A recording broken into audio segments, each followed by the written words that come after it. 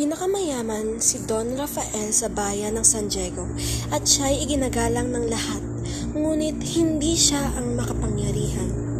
Si Don Rafael ang dakilang ama ni Ibarra, kinikilalang ama ng San Diego. Don Rafael!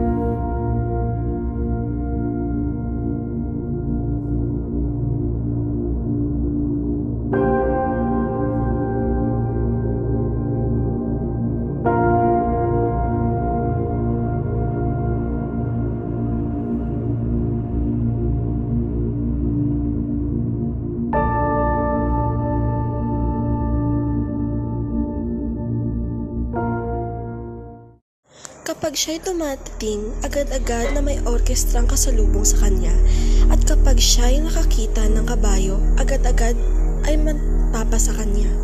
Ngunit hindi naman siya kabilang sa mga kasike o sa mga makapangyarihan sa San Diego, at siya'y pinagtatawanan at sinasabing Sakristan Tiago.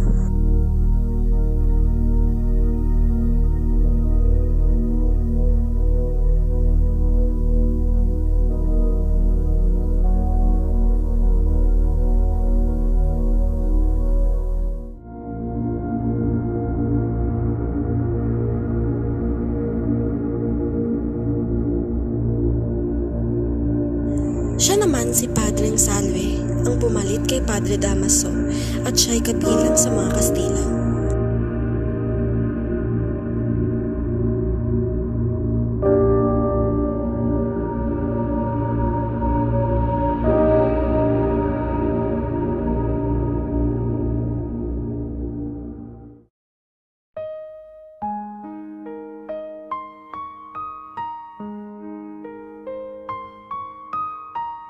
Ang Alpares.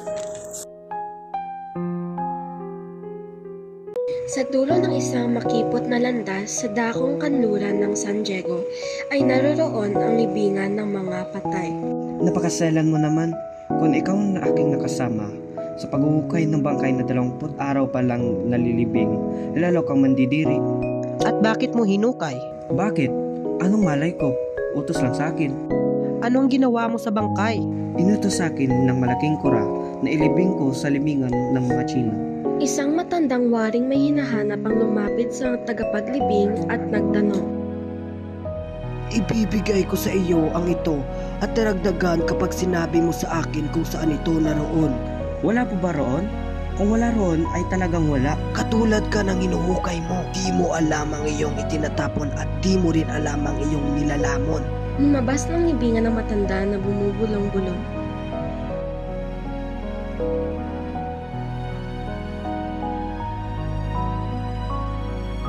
Si Ibarra at ang matandang katiwala ay pumunta sa libingan ng San Diego.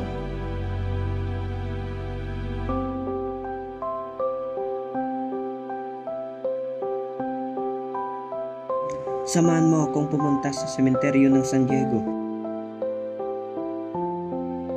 Magandang hapon po. May nakita ba kayong tanda ng krus sa dakong roon? Paumanhin po, pero wala pong tanda ng krus dito.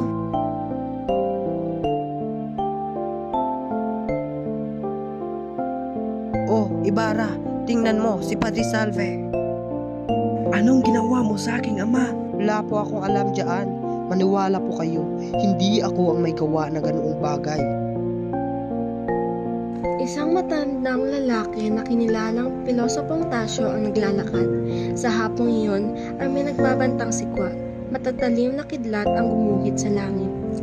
Tila masaya kayo, Don Anastasio. May balak pa yata kayong maligo. Higit doon ang hinihintay ko kapag gumuguhit ang matatalim na kidlat at kulog na maaaring pumatay ng mga tao. Bakit hindi niyo pa hiniling na magunaw ang mundo? Makabubuti nga ito sa lahat, sa iyo at sa atin.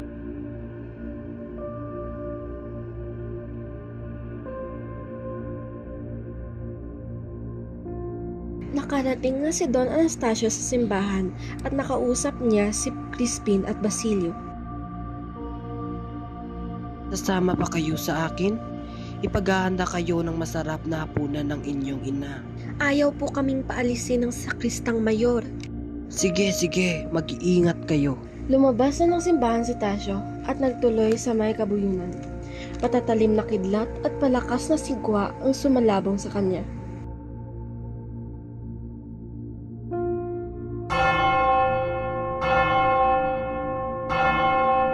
Sa kampanaryo ng simbahan ay naroon ang magkapatid na si Basilio at Crispin. Bayaran mo na, kaka. Iyong sinasabi nilang ninakaw ko. Bayaran mo na, kaka. Kapag binayaran yun, walang kakainin si inay. Kaunti lamang ang sahod ko. Mabuti pa ngang ninakaw ko na iyon. Kung talagang ninakaw ko iyon, ay mailabas ako. Hindi pa matatapos magsalita si Crispin ay lumitaw na si Sakristan Mayor. Si Crispin ay maiiwan hanggang hindi mo mailabas ang iyong ninakaw. Tumutol si Basilio. Nabigla si Basilio. Ang alingawngaw ay napalitan ng kalaboy ng katawan ni Crispin.